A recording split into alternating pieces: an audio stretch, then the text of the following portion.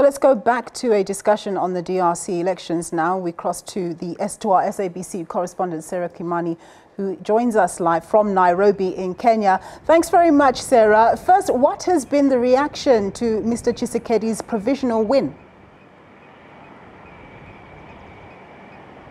Well, there have been celebrations in the capital, Kinshasa, where he commands a big following. But in other parts of the country, mixed reactions, disappointment in some areas where they feel that Martin Fayulu, who has led in all the opinion polls up to this point, should have been declared winner. Indeed, Fayulu earlier this morning called a press conference saying that he denounced those election results and also called on the Catholic Church and the election observer missions in the country to declare who won the elections, because earlier in the week the Catholic Church had actually said that they know a winner and that they want the Electoral Commission to declare that winner.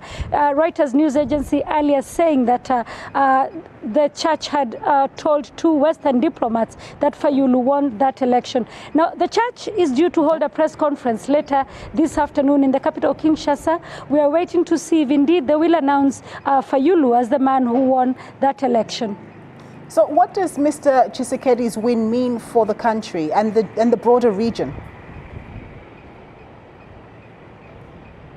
Well, for the country, it's probably a sigh of relief for President Kabila, who, as observers have said, and political experts from the region have said, would have been uncomfortable with a Fayulu presidency, because Fayulu is backed by former Vice President Jean-Pierre Bemba, and also one of the opposition presidential candidates whose presidency bid was rejected. There's also Moise Katumbi, who is in exile, who is being sought by the authorities in the DRC over various crimes, including fraud. So Kabila may be more comfortable having a Tshisekedi presidency, so to speak. What we still do not know yet is whether he will keep to the promises that he campaigned on, saying he will deal with corruption, he will deal with rebels in the country, and also try to see that the minerals in the country begin to earn the people of Congo money, and also begin to change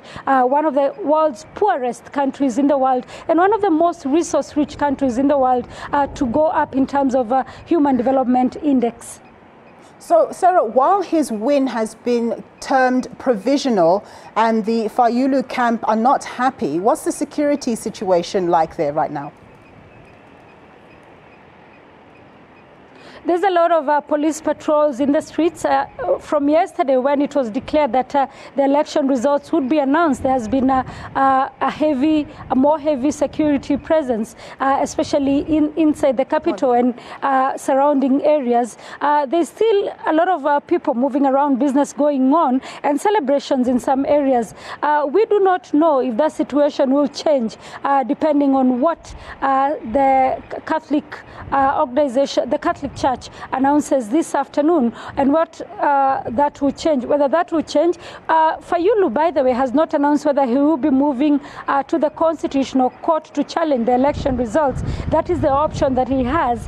He has about 2 weeks to do that. Should he not, then Tshisekedi will be sworn in on the 18th of January this year.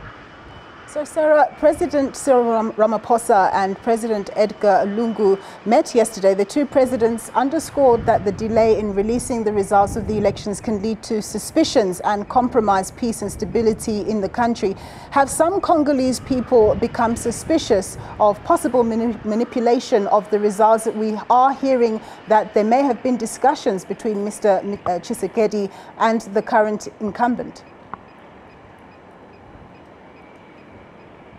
Yes, in fact, indeed, Fayulu this morning, while he was delivering his press conference, said that elections and election results cannot be a process of negotiations. And he says it is understood that Tshisekedi and Shadari, who is the candidate who had been handpicked by President Kabila to succeed him, had actually had negotiations and had been in talks. And that could probably be true, because we know the opposition said that it was having conversations and had been talking to the government. We do not know indeed if that they discussed election results or whether they will be working together. But we saw Tshisekedi this morning when he was giving his victory speech, calling President Kabila a partner in development and hailing his leadership. This despite the fact that he campaigned on a platform which condemned President Kabila's rule severally, saying that he has been able to